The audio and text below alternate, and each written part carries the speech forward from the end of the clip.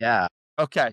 Welcome to Mastered with Mike. This is a podcast about being a lifelong learner. I like to talk to people who have followed their passions and their hobbies and have mastered them. And what better person than you, Joe Latore? I have to tell you right now, your socials are fantastic. You have a great presence and you have a good, smoldering look, obviously. It's beautiful. Working on the wrist face. The Riz face is Riz is out there, man. Riz is the new thing these days. So we got to keep the Riz up. I need some moisturizer to keep my Riz going. But I'm a special educator. You're an educator. We work in Oceanside.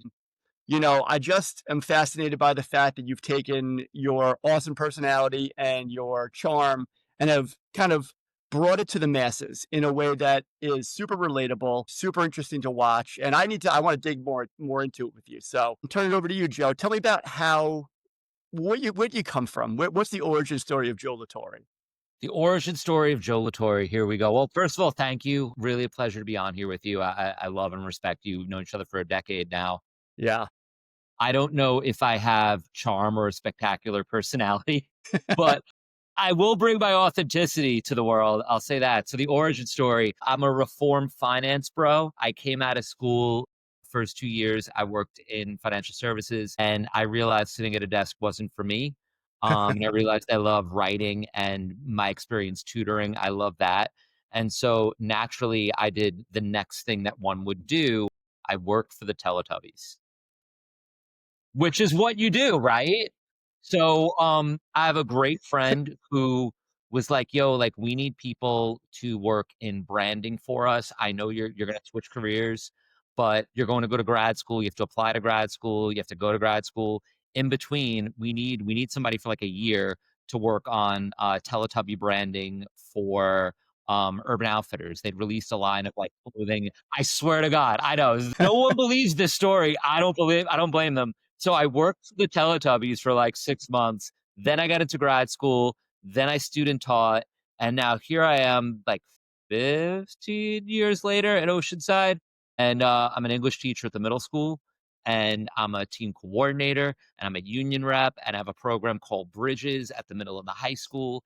And now the newest venture for a little less than a year now. I was fortunate. I won an award last year and I feel like I have the bona fides now to go out and speak to building belonging in your classroom, creating that buy-in that you need to do anything in the classroom. And that's what I do now. I teach during the day and I speak to educators and anywhere from elementary to higher ed about how you create that buy-in in the classroom through professional development, through public speaking. And yeah, that's the new venture because I love being in the classroom and I want to stay there. But I also want to Yeah, share. that is awesome. It's funny. I too am a somewhat of a reformed finance bro. By the way, I was a runner on the commodities trading floor for a year and soon figured out that that was not at all the job for me. I went back to school. I was going to be a psychologist. And then I had a summer job working with kids with autism. And I was like, you know what? Do I go the 8 year route or the 4 year route? I want to get going right away. And so I switched over to the teaching degree and haven't looked back since. I've been in pretty much every level of special ed that one can be at in schools. But that's really cool, Joe. I love the fact, well, number one, if you go on social media these days and a lot of the teacher social media is either the stuffy, boring, just high level stuff or the I hate being a teacher stuff. There's a lot of that. There's like, oh, can you imagine the admin, yada, yada, yada. But your stuff is awesome because your stuff brings a lot of levity, light. I find if I had $1 for the amount of time people said to me, those who can't do teach, it burns me because I feel like teachers are the most creative people out there, right? You're never having the same day twice. You're never having the same hour twice.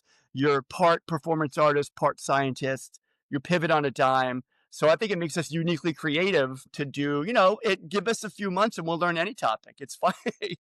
It really is true. And I have to ask you because, you also switch careers. Do you Hmm. find your optimism and your positivity, because as you said, we have that same mindset Hmm. comes from switching careers. Like I Yeah. appreciate it so much because I've tasted other opportunities. Yeah. Yeah. I mean, I feel like, first of all, I don't know that I could do one thing forever. And being in the commodities trading, you're very laser focused on one thing. You're making money. That's pretty much it.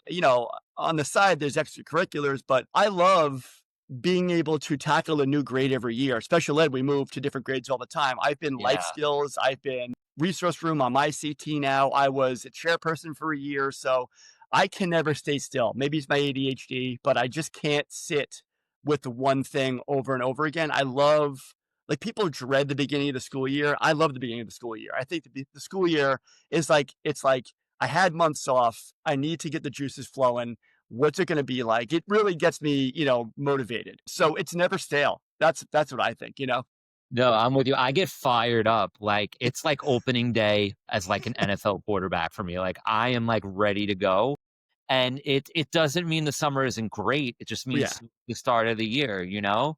Like, Mhm. I'm really fortunate, my summers, I have all these incredible experiences, but they recharge me, and then I'm like, "Oh, let's do this, like, I can't wait Mhm. to do this, I can't wait to try this." I think that, those challenges are what fuel us, and maybe that's part of it, like you mentioned, being a special ed teacher. Like, I think when I met you, you were working with the life skills Yeah. group, I and was. Yeah, I that think we is overlapped for like 1 year or something like that. And yeah. we would never the twain shall meet until now again. So, But, like, I can't overstate how that job alone is mentally and physically demanding in a way yeah. that most jobs, period, forget about within teaching, period, Mhm. Mhm. are not, and everyone I know who does that, I'm just in awe of them. But then you do that challenge, and then to move into some of the other placements, and I don't want to speak about your career, that's your Oh, yeah. career, but you've now, like, you've worked with I think it's put it this way, I've done speaking to students where I speak to 5th graders, 7th graders, 8th graders, ninth graders over the course of, like, 4 hours. Mhm. Those are 4 different it's only 4-ish, 5-ish years. Yeah. You've gone from a life skill group to alternative high school, Yep. effectively adults, Yeah. and Oh, yeah. that's gotta be it's a whole different set of challenges. That's probably what makes it so engaging for Yeah. you. It for sure is, and of course, certain years are better than other years, but, I mean, fortunately, I've had really great years and I've had really great kids. I mean, there's no better kind of, thing than to have a student you taught 10 years ago invite you to their wedding. You Yes. know what I mean? Like, that's just wild, and I certainly had teachers like that in my life where I was like, "Man, someday we'll be friends. Someday I want you to be part of my like big life event." And it just really is awesome when that happens. And you're what are you 15 years in now? What's Yeah. your So, there's actually something I speak about, Mhm. the concept of, like, cathedral level thinking and how it applies Mhm. to our job, and what you just said is such a facet of it, like, when they build a cathedral, they're not building it thinking, "It'll be good in, like, a year." You build Yeah. it, and it might take I mean, the Sagrada Familia, I think they're just finishing it 150 years later. They're gonna Yeah. finish it in March in Barcelona.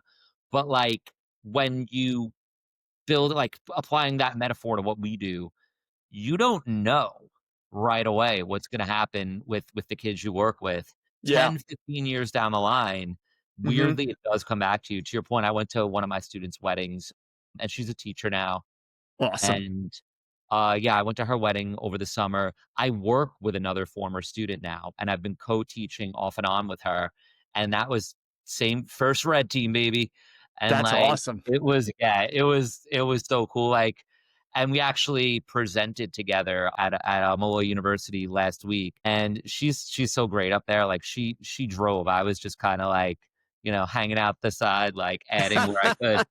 But but right before, she's like, "This is so weird." I'm like, this is like your wheelhouse." She's like, "No, doing this with you, like, you were my teacher." And I'm like, "Ah, you're gonna Yeah. be." It's great. It Yep. was great. But yeah, you do see them come back to you in all these crazy ways. And to your point, sometimes it's like, "Oh, yeah, this person and I, we're gonna keep in touch." And then other times, you don't think you had an impact, and then a decade later, they're, like, back, like, "Hey, listen, we need to talk." And, I mean, that's one of the cool things about the job. Yeah.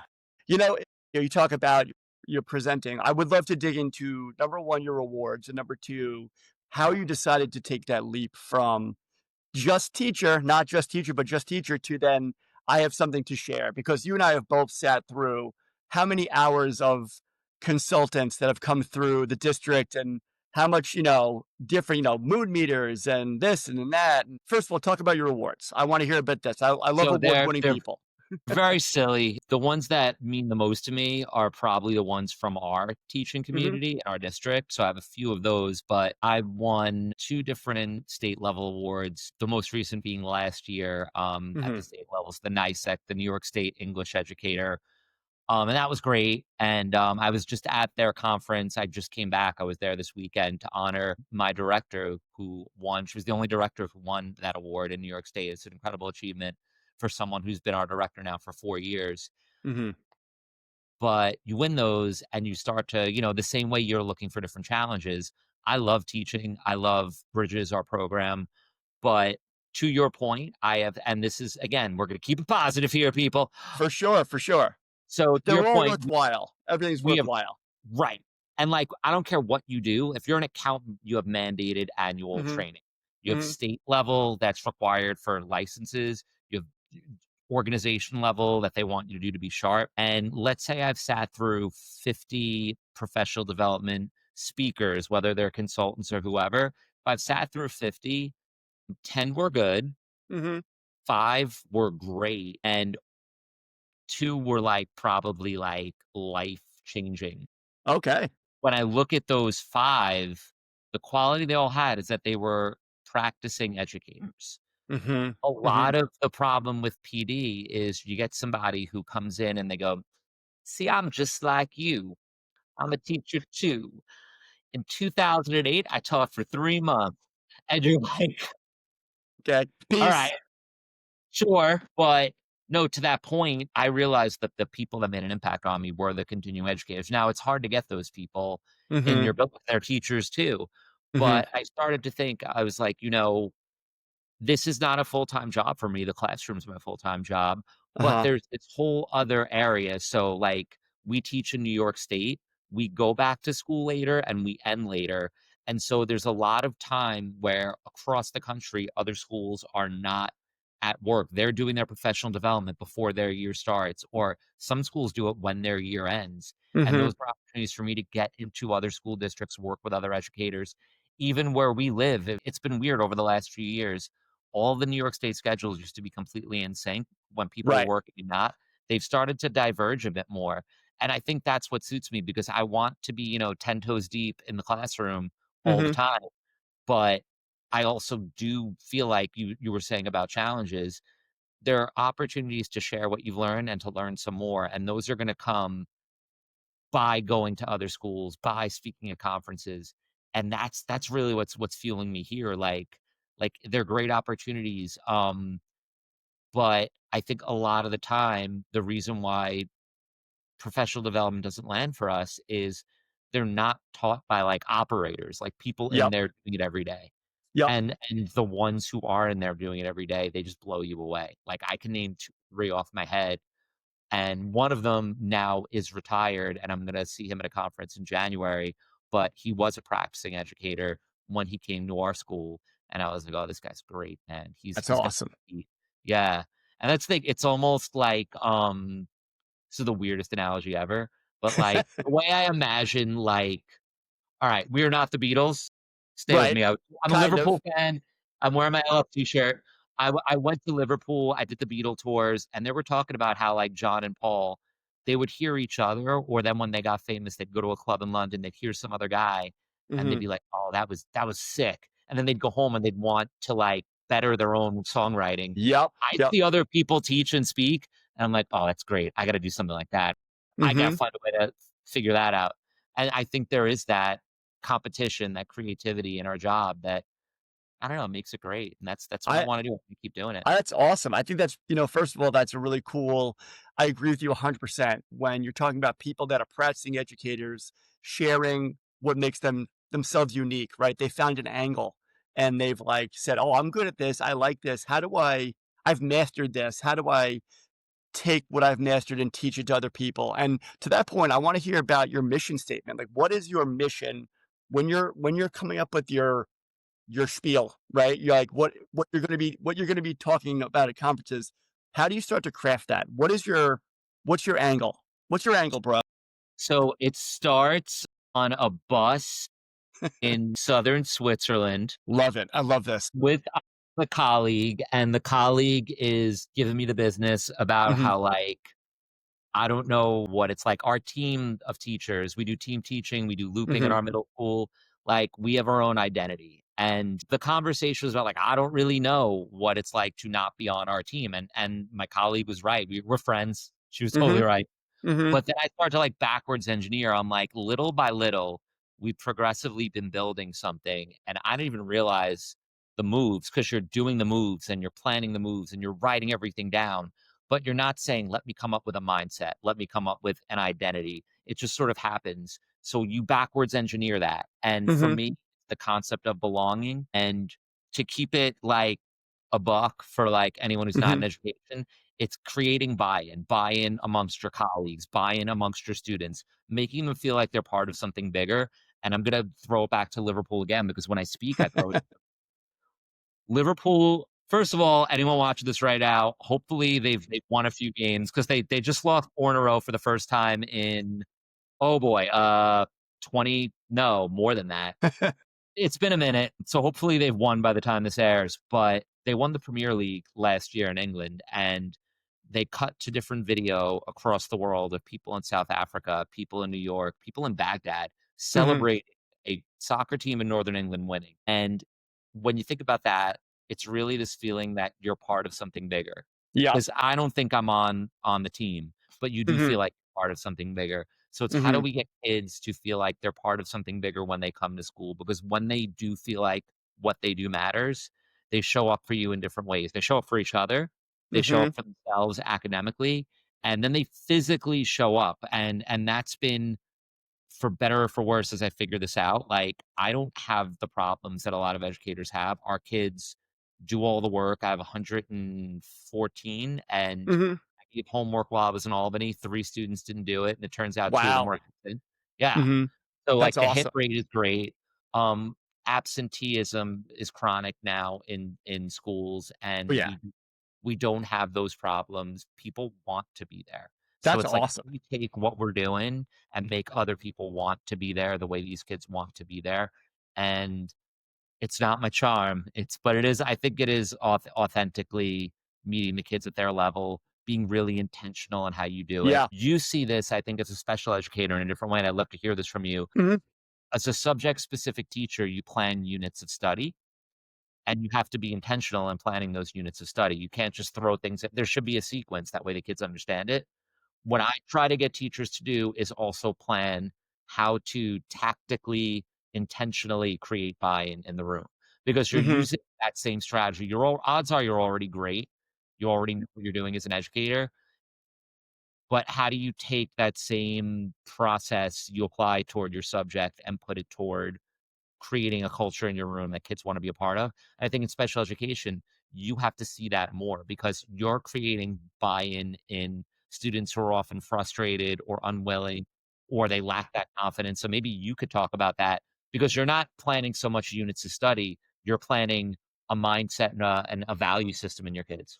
Yeah, I mean, we as a special education teacher and to a large extent also when I was a alternative high school teacher, um, you're speaking with kids that they've already lost their lane. They're like, "I'm shut down, I'm out. I don't know how to do this stuff. I'm not coming to school. I don't do homework." Um, with Castleton, with alternative high school, we didn't scrap the curriculum, but we said, let's just flip it on its head. Let's make a family. And then once the family unit is together, then we start to reintroduce curriculum. So we had things like Friday morning breakfast. We had, bring your parents. When I started at Castleton, we didn't have any parental involvement whatsoever. We started to have lunches. We had breakfasts. We planned a school trip a week to places that kids would never have gone to, like the city or a museum. And now with special education, I'm an ICT teacher now and it's mostly co-taught, but I still have my own room.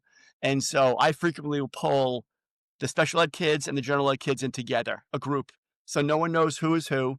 And we have high level, middle level, low level. Not low level. Really, I classify them as need to know and nice to know. Like when we're teaching a lesson, I'm making sure everyone gets the need to know, right? The concept. And then if they can grasp that, then we'll push them further. Responsive classroom's been a big deal for us this year. Like responsive classroom has been a game changer. Just having a cadre of statements on how to speak to children that is, with redirection or with correction in a way that, you're not wrong, you just don't understand it yet, and we'll get there, Yeah. right? You're never wrong, and I do a lot of errorless teaching. So my first, week of a new topic, you're not getting anything wrong. We're talking, right? You have the answers in front of you. With special ed, we do a lot of like built-in prompts. You know what's been awesome? I love technology is Google Notebook. Okay. So I'll take. Have you ever used Google Notebook? If not, No, I'm all ears. I've used dude, Notebook LM, which I know is a yeah, Google tool, but that's what it is. Yeah, yeah, okay. it's good. Notebook, but Note is just the most amazing thing possible. You upload all the concepts into the notebook, and it spits out a podcast and a video, and those kids will have that a week before we even start the topic. So they are already well versed on doing what we're going to be talking about. And again, there's no correction. I'm not correcting kids. I am just showing them where they kind of went awry. And so I don't want kids to hate to come to school, right? I don't want kids to hate to do homework. And a lot of the stuff we do with kids with special ed, homework can be very frustrating, especially if you're a child that's really impaired. We didn't scrap the homework, and I think I saw you mention one day on the socials about, quality over quantity, right? Like that's a really important aspect. Like quality work over quantity of work. They don't have to have homework every night or a ton of it, but they have to do something, right? So I like to build like behavioral momentum, it's called, where like if you're handing in something every single day, I feel good, you feel good, we're on the same page. And it's funny, like I have kids that, and I don't want to toot my own horn, but my kids like my class, right? They like coming, they like to be there. I can joke with them. I understand their language. I speak Riz, you know, but it's important, and so that's a roundabout way as to saying that you never want to be that teacher that people are afraid to talk to, right? You don't want to be Right. that guy that like I had a teacher in sixth grade, Oceanside, because I did go there. She was my math teacher, and I was not the best mathematician. And I remember her to this day. I was petrified to go to that class because if I got anything wrong, it was stand up, back of the room, real, real bad. So that never happens in my class. I I mean, I think that goes a long way. I think that kids are very much afraid of being wrong.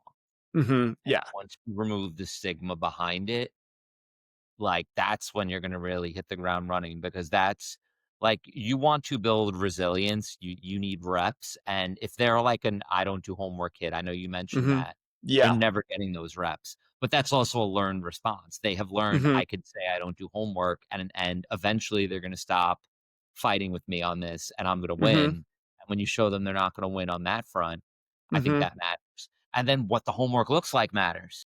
Like, you Yeah. you mentioned something daily and small. For me, I'm being very tactical with it hmm because we do team teaching, I know what the other teachers are assigning. I know when they have quizzes. I know when they have tests. And, like, what I try to do with the kids is say, "You will never have anything on a Friday night due on hmm Monday. Your hmm weekend is yours, but Monday to Thursday."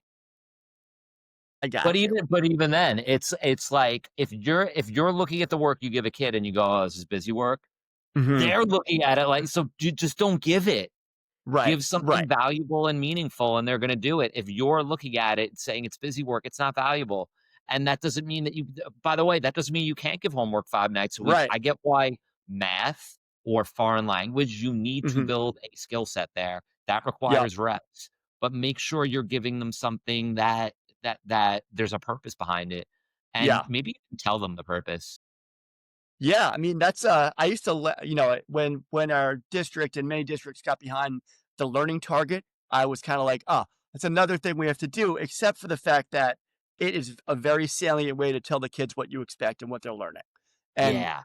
there's nothing wrong with that. If they know what's expected of them and what they're gonna get out of this lesson, it does help. I mean, it really does.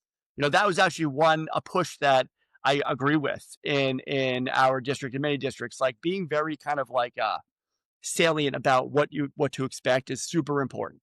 It's important for the kids, it's important for us. And you work with different age groups. So, Mhm. like, especially I would think when you worked in the alternative high school, because Yeah. I see as a middle school teacher, Hey man, I love poetry. I'm an English teacher, which is a whole other story, but like I do understand that a 13-year-old boy likes playing hockey Yeah, and Fortnite. playing Fortnite. He's looking at a poem, he's like, "I don't wanna do this." So, yeah, unpack your learning target, but then say, "Hey, by the way, here's why understanding this poem is gonna help you, like, outside of this classroom. There is a meaning behind this. Right. Whatever the meaning whatever the purpose of that lesson was, Mhm. sometimes it is, listen, you're going to have to write for different audiences, this poem's showing you how to do it." Sometimes it's, like, pattern recognition and how that's gonna help you, maybe even in hockey. Once you learn to start to spot patterns, you're gonna be able to see the rink, the field, Yeah. you're gonna see it Yeah. better. Like, there are things that translate across subjects, but, Sure. like, I totally get why a student from 12 to 18 might be looking at something in isolation and go, why am I doing Mm. this?" Like, that's a huge part of it, you know? Yeah, for sure. Sure. So, getting back to your consulting role for a second, like how okay, you've decided to take that leap, right? You're like, "I'm gonna do this. I'm going all in." What's your first step? What do you So, do? my first step is I walk slowly along the beach and wonder how I got here. No, I think that it works in 2 ways. For me, I knew very early on that it was about building belonging, Mhm. and I knew what I do, even if I didn't know the finer points, but you start to dig back at what works and what doesn't and be reflective Mhm. on your whole career. And then you start to come up with, so I have 3 different core concepts that throughout my speaking, I engage the educators with. And the thing that I wanted to give was the thing I always loved about, a great speaker when I saw one is you're not talking down to them and you're also not Mhm. talking up to them. You're not talking study after study after study. You're showing them, all right, here's how you can be reflective in this area of your work. Here's how you're probably already doing something right in this other area of your work. And here's how to take those lessons you learned in those 2 different areas and then apply them to this other piece of what you're doing. So it's concepts and strategies rather Mhm. than the wheel. And then at the end, I give you a tiered set of resources that I've spoken about. Try these on your own. And here's what I think is the differentiator, at least for me as a Yeah. developer, as a consultant, whatever you want to call it. Yeah. A lot of this is done in isolation. You go, and whether it's good or it's bad, it's a day or a morning or an hour, and then they leave and you never hear from them again. I end every session with my contact info and say, listen, you're going to try this stuff. And ideally, in a perfect world, your leadership is going to give you a chance to try it and then get together and reflect on what's working and what's not. Let's say that doesn't happen. Here's my contact information. Tell me what you're trying. Tell me if it's working or it's not. I will help you. I will help you troubleshoot. We can go back and forth over email, over social media, over phone if necessary. So I'm a big believer in like unreasonable hospitality. That's Like awesome. go yeah, like over deliver. Over Mhm. deliver. And I think that also comes from wanting to do this in a non-cynical way, not just, Right. walk out with the bags with the dollar sign on it from a school district. It's because Yep. like, I believe in this, but as far as starting the business, Yeah. it's become, writing a keynote, rehearsing it. It really feels like you're doing a one-man show, and I've done it a Yep. bunch now. I love it. So you're doing that. To me, the biggest challenge is the branding, is posting on social media every day Right. because no it's they're 2 different skill sets. There are Mhm. people who are incredible on social media, and I see their posts, and I laugh, and I go, "If I had a kid, I would not want you teaching my kid. You clearly don't know what you're doing. You're very Right. funny. I hope this stand-up thing goes well, but I don't want you teaching a child." And then there are people who are great educators, but they're 2 different skill sets. So, I'm learning the branding side, I'm learning how to post. I think the one thing on my end is to stay authentic to who I am and to make Mhm. sure that what I'm doing is morally and ethically along my compass. But I think what you said earlier about positivity and negativity, the same way rage bait sells in every other industry, that's Yep. what sells in education.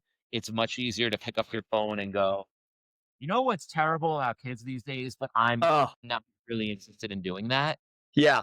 I'm far more interested in talking about positivity. And then to your point, there are a lot of people I love Mhm. that have written great books that I read and recommend to people who also, if they've taught in a classroom, it was decades ago. They Right. work at they work at a research level, at an academic level. They have Mhm. PhD and probably a lot of know-how, but Mhm. it's theoretical know-how. It's not Yes. experience. And so they're going to say something and I say, okay, well, they're home all day posting on social media to get people Right. to buy their book. And maybe they do mean this. Maybe they're being sincere, but they're also being sincere about a subject they don't really know about.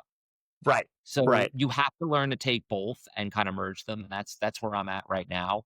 To me, this is so, and I appreciate you having me on. This is organic conversation Yeah. that I think if we played this for a group of superintendents, they'd be like, Joe and Mike, they're great. We should have them come talk to our educators, Yeah. but I don't know if every person on social media has those intentions. So it's being Yes. consistent on the socials and selling yourself, which I hate, but also, remembering who you are, and the speaking comes naturally. The speaking about teaching, Right. I Right. love teaching, but it's Yeah. the da da da da da da in front of a camera that I'm Look at I'm me. learning to. Yeah, like doing that doesn't really work. So you find a way to do it in a way that's morally and ethically, sound. Yeah, I mean, I'll say just on my end, I think your socials are great. I think that you said something about WE the other day that made me laugh, and I thought it was awesome. I think, I'm glad you laughed really. because it was a really frightening realization. I'll let you finish your thought, but Yeah. it really hit me hard when I sat there and thought about it. Yep, you were doing a promo. You're cutting a Yeah, promo, and it was great, and I just think it's really, look, the whole point of this podcast is to find people that are finding their passion and, like, really taking it to the next level, and I think, if you can marry your job with your passion, you never work a day in your life, but it's really true, though, and I'm sure you have other passions, but I find it fascinating that you can have a day job and say, like, "Hey, listen, I think I have something to say," and I do agree with the fact that you are a practicing educator and you're coming at it with actionable items that people will come and take away. Hey, I've even taken away some of your items from your socials. Like, I really think that they're awesome. appreciate that. Yeah, I mean, I think it's great. Have you also been cutting a promo? I Did you have been realize you cutting were doing that? I totally have been 100%. Actually, when I saw it, I was like, oh man, that's tough, but I have been doing that. It was so, like, if you don't work in education, guys, there's an element of performance to this job, and, like, I always knew that. I always said, "Oh, yeah, I'm selling the drama," and then one day, like, a year and a half ago, this is, like, fairly recently, Yeah. I sound like somebody. Who do I sound like? And I had the whole team of kids and teachers together, and I'm, like, doing my fired up work, and then all the kids leave, and I'm like, I sound like, I kinda sound like the Macho Man, and one of my coworkers is like, "Yeah, you didn't know you were doing that?" I'm like, "No." He's like, "I thought that you were doing that on purpose." I'm like, "No, no, I was just doing that." I was like, "We're gonna do this, brother." Like, I'm, like, going crazy, and I've been doing it for over a decade. I didn't realize it, but yeah, there is an element of, like, you're still you, but you're, like, amping it up a lot, right? You're trying to sell the importance of that moment, you Yeah, know? agreed, agreed. And it's hard to sometimes, especially when it's a Monday morning, Yeah, especially Monday morning, you're like like, today. you get just like today. Today, Mondays are a very unique item in teaching. I feel like Mondays are you either wake up raring to go or raring to stay home. But either way, you got to be on point. So it doesn't matter. So it's a dead ass. I'll be real with you right now, and this Yeah, is actually in my branding. You guys, are you yeah, familiar with the Sunday Scaries? yeah, oh yeah, Not even once. I've really. never regretted going to work. As a teacher, Uh huh. when I worked with finance, Oh yeah. every Sunday, just in bed watching Hmm. Sunday night football. Like, oh Yep. boy, got to get on that train Tomorrow. tomorrow. Yeah, super Yeah, early too. right. But it's funny you bring that up because today was a Monday. We're taping this on a Monday. Hmm. I understand when kids come in a little more tired on a Monday, or Yeah, especially the Monday after a long break, like the holiday yeah, breaks. yeah. And that's part of that intentionality. You have to, like, create something for that day, knowing it is not going to be the biggest engagement day. So you have to Hmm. find a way to get that engagement, but in a way that's, like, kind of fair to them given the Sure, context. sure. Or yeah. Or like my students know this already. It's October and they know this already. I told them December is prime time for us. We're working a lot in December. And every day we're doing something meaningful, I like to think. But December, I'm gonna be throwing more at them. And I said it won't that doesn't mean January will look the same as December, but Mhm. you're gonna need to be extra on your toes. And I'm thinking right now about like future Mondays, and there will be normally on a Monday in December I wouldn't be doing a Socratic seminar to Mhm. get them where they need to be before Christmas break. They're gonna have Yep. to walk in on Monday morning and talk about, literary theory, and that's Yep. that's gonna be what they have to do. So they'll know that. But I think it's also, being intentional and understanding, okay, I don't have to do that every week. Today, the work that I assigned, it's not due till Wednesday, not because it's gonna require 2 nights of work, Mhm. but because it doesn't have to be due till Wednesday. Right. So if I could give them 2 days and say, "Look at your calendar, plan around, club soccer and, you know, this test that you have tomorrow, they have tests in math and science. So organize your life accordingly." Mhm. That executive functioning is something that's probably at the core of what you do, but it's also part of what I Yeah. do. Can you speak to Yeah. that? How, like, we're teaching beyond subjects, we're teaching them life skills that a lot of adults we know don't have. Like, I would love to hear you talk about how you do that because your Man, population needs more than anybody. yeah. Well, it's funny. So I'm 6th grade now this year, and a big push of 6th grade is, hey, next year 7th grade. So, Yes. especially, I feel like the Google Chromebooks are a gift and a curse, right? You guys have iPads. I think the iPads are way Yeah. better, in my humble opinion. I Um, love the iPads. yeah, they're awesome. I'm the iPad guy. Like, I love Love it. iPads. Yeah, me too. Apple, thank you very much for all that you do for life. Google Chromebooks, I feel like every one of my kids' Chromebooks is missing 5 letters across the board. They just pop off. They're all broken in half, and it's wild. You think that Google Classroom would be a built-in organizer for them. They can't find anything. But you know what we do work on the most is labeling the documents. Make sure you put a title on 100%. your document because you have 100 untitled documents in there. You'll never find anything. Executive functioning is a big deal. Yes, I mean I take pictures of kids' desks, what a clean desk looks like. For all my students, I have literally a visual chart as to what they're taking home every day with a checklist. It's laminated. That's something. Speaking of buy-in, like originally everyone's like, oh, I don't want that. No one else has it. But across the board, the Gen Ed kids were like, oh, I would love that. Once the Gen Ed Yeah, kids started using it, then everyone started using it, and it's and there's no really stigma. there's no stigma. That's a big thing I do is remove stigma. Like I feel like number one, special ed is such a ubiquitous thing these days. You walk into any classroom and there's a child pulled out for something or another across the board, like speech or OT or PT or counseling. So that you know, very different when I was a kid. Like there weren't very many special ed kids. I don't feel like when I was a kid. Like there was some, but not many. But now everybody gets pulled out for a service, so it's not as much stigma, but I do want to build that community feel where I love. That's why I love ICT. I'm a huge fan of co-teaching because number one, I don't know why a parent would not want to have their child on the gen ed side of a co-taught class. It's just double the experience, double the strategies. It's really fantastic. But yeah, it really buy in on that, and the life skills is huge. I feel like a lot of the kids by the time they've gotten to 6th grade, if they didn't have a great special ed teacher in 3rd and 4th and 5th, they're good at deflecting. They're good at Mm, learned helplessness, right? Like, oh, I don't know how to do this. Look at it. Look at it. Is it right? Is it wrong? The first month of school, we're like, I don't care if it's right or wrong. I want you writing. Put it, put the words on paper. If it's completely wrong, we'll edit it on the back end. But I want you to just put time in. So that's what we spend most of September and October doing. Really, is like just put the pencil to paper. Try without asking me. I'm going to teach you later on, but we have to do this now. And luckily by now, a lot of the kids have started to really do work on their own, but that's a huge uphill battle that we fight every year. And luckily, I actually looped with my kids this year, so I followed the same group up to 6th grade. So they know me. We already have a good rapport. But if you get a new class every year, you're chipping away at that battle every September. Here's how we do things. You put the work in. You try first. I will help you after that. So that's the biggest hurdle for me at least. But yeah, that's what we do, right? We figure out ways to get kids to perform. They'll thank us in 20 years and invite us to their weddings. That's how it works. No, So, I'm glad you brought up looping because yeah, oh, I that's love it. I that is love it. tough. I mean, that's what makes the middle school unique of all the schools, I think. I really love the middle school idea. I love the way you guys loop teachers every year. I mean, look, you happen to have an amazing principal also. She is fantastic and is super duper supportive. She gets it.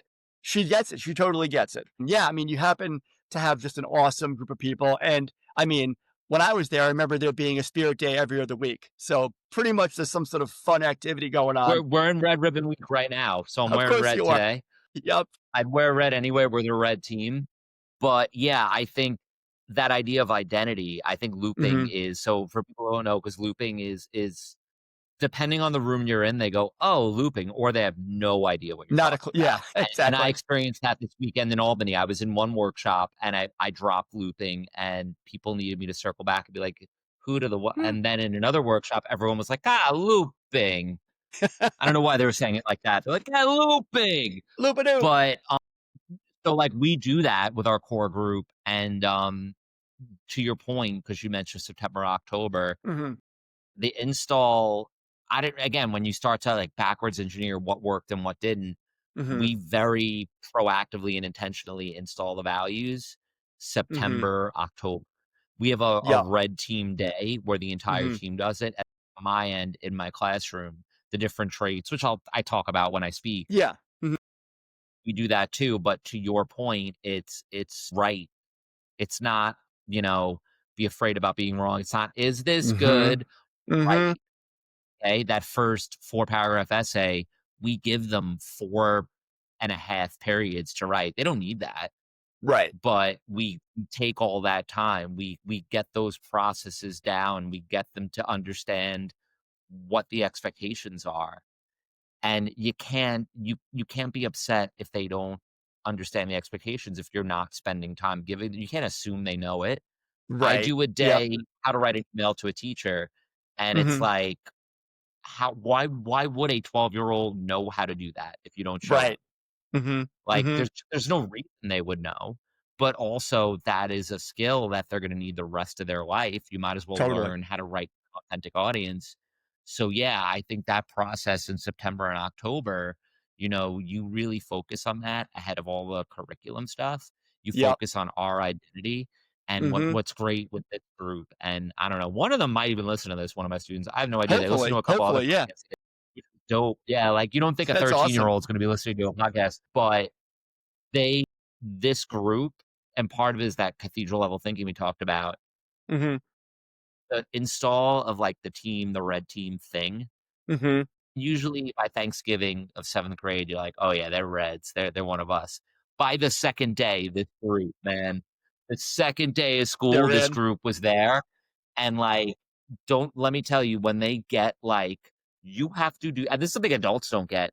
You Yeah. have to do stuff, sometimes stuff you don't want to do because Hmm. other people are counting on you to do it, and that is something that not every group gets right away. They got it, like, 2nd, 3rd day of school, and there are very isolated incidents where kids don't do it, Hmm. and but, like, from the 2nd or 3rd day of school, kids understood, like, my teammates are counting on me to do this. It's not just about me, and Are when you you saying live that right red team is better than the other teams? Are you saying that it's like the Stanford saying prison that experiments? we have a certain sauce about us that is Yeah.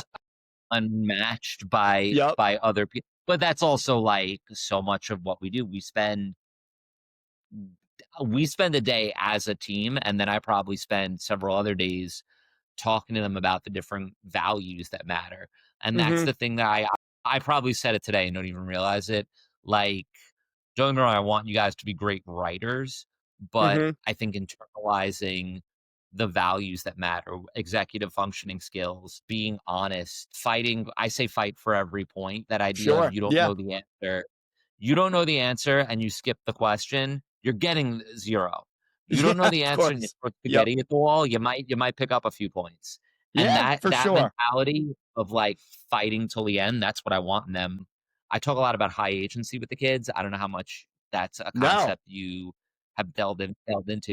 not at So, all. the No. way I Yeah. describe it to them, it's a resilience trait, and, Mhm. it's something that It's become very tech bro-y. It's become very much like part of that, like, San Francisco, like, Silicon Valley Mhm. world now, Yep. but Yep. it's extended beyond that. It's a career trait people want. A high agency person almost doesn't view a problem as a problem. It's just something that they have to figure out. Okay. And the Okay. way I try to, like, do it with them, so let me ask you this then. This is the question I asked the kids, and I asked their parents Okay. it at our first back to school night. Alright, you're in jail in a foreign country. You Okay. get one phone. Who are you calling because they're either gonna find a way to legally get you out or are they going to break you out? Who is that person in your life? Wow. I get one phone call. I would Yeah, call my and buddy. not like the customary you would obviously call your wife, "Hey, I'm in jail," Yeah. but, like, you got one call and you know that person is gonna get you out, Yeah. Well, there's 2 answers to that. Either the American okay? consulate or my buddy Tom, because Tom has good.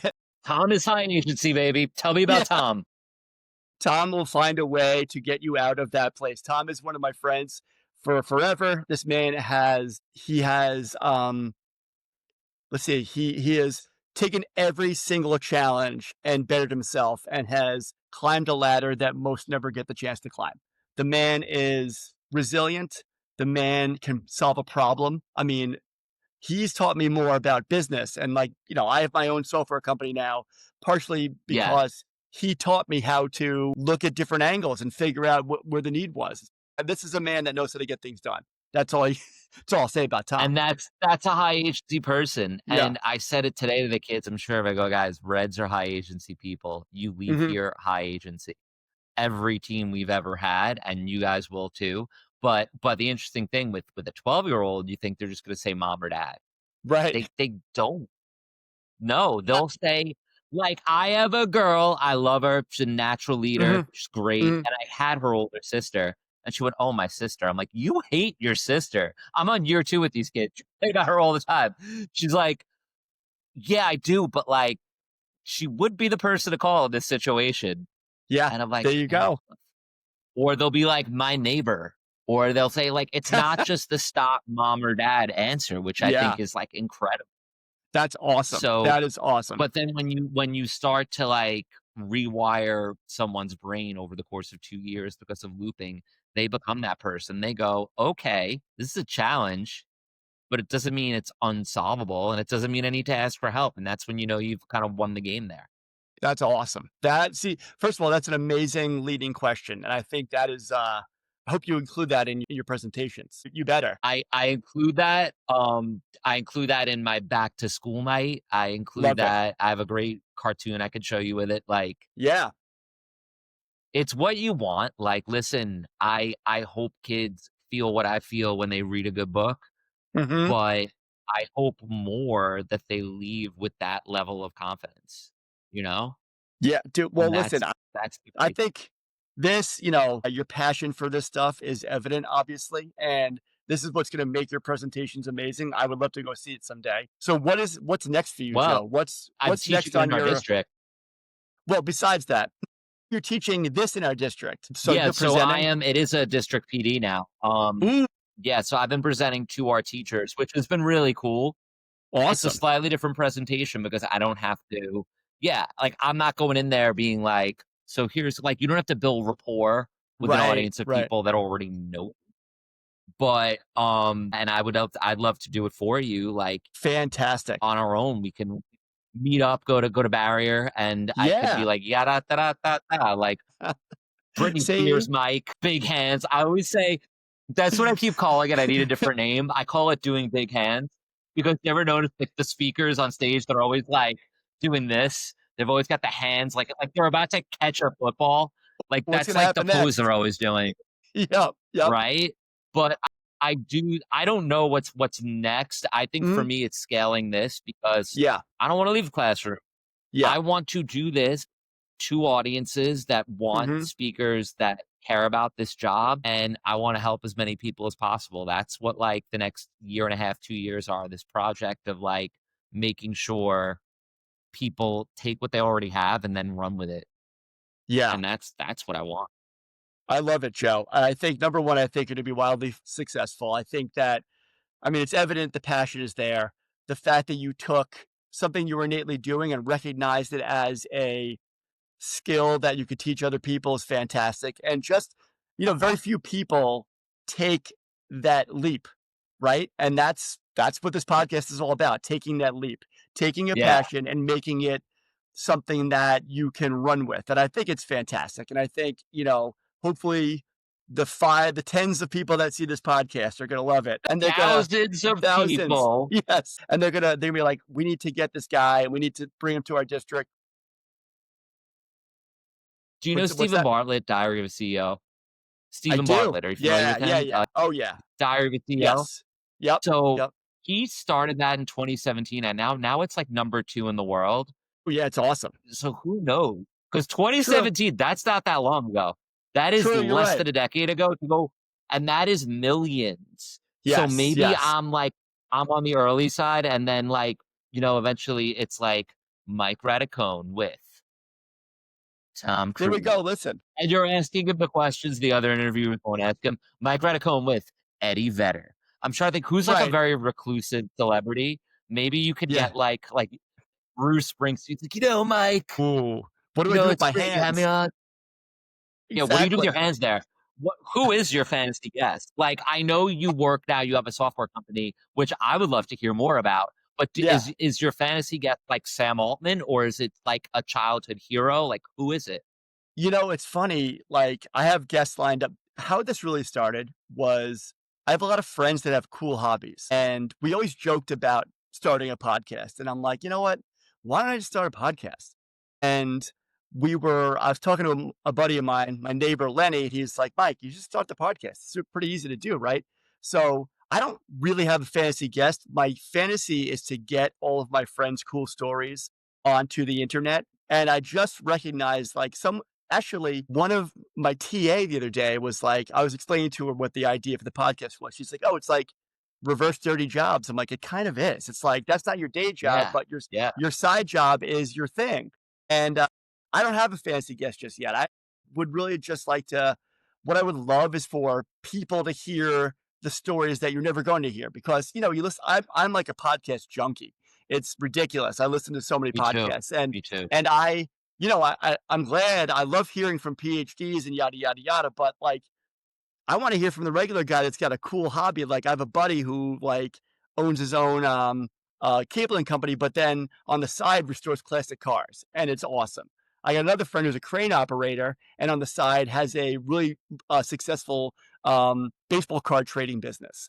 Like, and so these are just things that they've kind of built over years, and it's turned into like a wildly successful for them and also lucrative, but for them a successful use of their time. So I just love that stuff because I have a lot of hobbies, tons of hobbies Yeah. that I don't think I would say I mastered, right? So I snowboard, I play guitar, I have this software company which, I launched 5 years ago and it's pretty lucrative and a lot of districts on Long Island use it and they're sponsoring this podcast because I own it.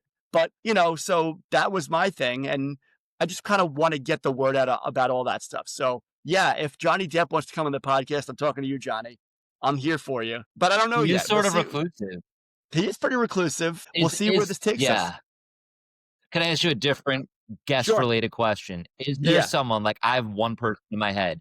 Is there someone who it would be tough for you to interview because you like you would actually get starstruck?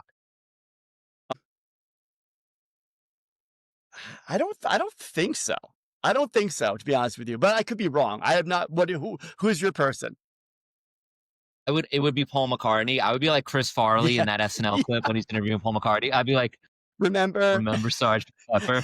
Yeah. Cool. Like I would be so freaked out in the Yeah. moment, I couldn't do it. But like That's a great anyone question. else, you know what I mean? Yeah. Yeah.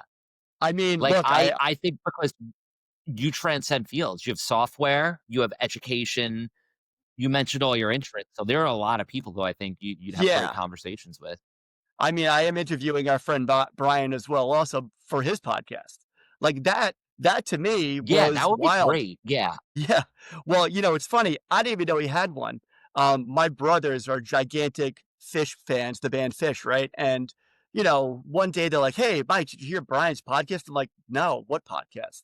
And they're like, and my brothers are like dude, It's your friend good. Brian has like one of the biggest fish podcasts out there. I'm like, what? Really? And so I had no idea. I listened to it. It's fantastic. And so he's a guest also on this podcast too. So like that's the kind of guy I'm talking to, right? Like, So so say hi to Brian, yeah, when you interview him. So here's the funny thing about Brian. I've got two quick Brian asides. The yeah. first is that I can listen to his podcast, but I can't listen to Fish. It's my one band that I've never, but now I'm worried because he's open to going with me to a Fred Again concert. Fred Again is like electronic Oh, music. yeah, I'm yeah, like, "Oh yeah, yeah. god, I'm gonna have to return the if I go to a Fish concert then." But, the interesting thing about him, and here's how even if you didn't know him, you could figure out he has a successful Fish podcast. He Uh-huh. measures his unit of measurement is a Fish concert. Like, he was at a different concert the other Uh-huh. day, and I was like, "Yo, how was it?" He goes, "Well, the crowd was big. It wasn't as big as a Fish concert, but it was bigger than a Dr. Dog concert." And I'm like, "That's, like, literally that's, like, how you measure life, isn't It's it?" a But unit of it was measurement. so like, our other friends are like, because 'cause we're in the group chat and he says that, and Yeah. like, "Who says that?" I'm like, "Obviously him." Like, you Right. we've all known him since we're 13 years old. Yep. Obviously him. But no, that'll be a great interview too. Yeah. That'll be So fantastic. that's the plan, just to get it out there. At first, it was going to be people that use my software. I have a company called Datability. It's used by Yes. special ed teachers to track data, and I have a few interviews lined up with heads of special ed that have used the program. A couple of heads of special ed that kind of took off and became consultants, so they're lined up for the podcast too. It started with that, but then, I've always, like I said, we've always joked around about starting a podcast and talking and getting out these stories out. And I just think that there are so many regular people that do so many cool things that I think it's number one, fun to listen to. Number two, if it makes somebody else follow their passion, then awesome. Like that's what I want people to do. Be like, hey, listen, it's not that hard to do a podcast. It's not that hard to take your really cool hobby and make it like a lifelong pursuit. So, go for it, right? Like that's what I want. I want all my students to do that. I want my friends to do that. So that's just kind of where this whole idea came from. And I thought you were a perfect guest for like one of the first podcasts because, like, listen, you are a charismatic dude. You're a great teacher, and you're taking your skill set and like bringing it to the masses, which is really cool, and I love it. And if hopefully you get some hits from this, I'm going to share it with everyone I know. And where can the people find you? Is there like a website they can go to or Yeah. So I'm at joesflatori.net. Mhm. I'm at the Joe Lattori on like Okay. every social media that exists. Huh? I'm on like 8 social media platforms. So at Nice. the Joe Latore, JoeLatorre. Mhm. And then on either of those, you would get my link tree, which we'll have this podcast on it when it comes Cool. up. Yep. It has different ways to contact me, all the socials. But yeah, I'm out there. We outside. That We includes out me. there. And no, I just love, yeah, I just love that like you're sharing your values with the world. And I think that's what matters. Like to your point, like if you want to take those leaps and those risks, we have to do it Mhm. too.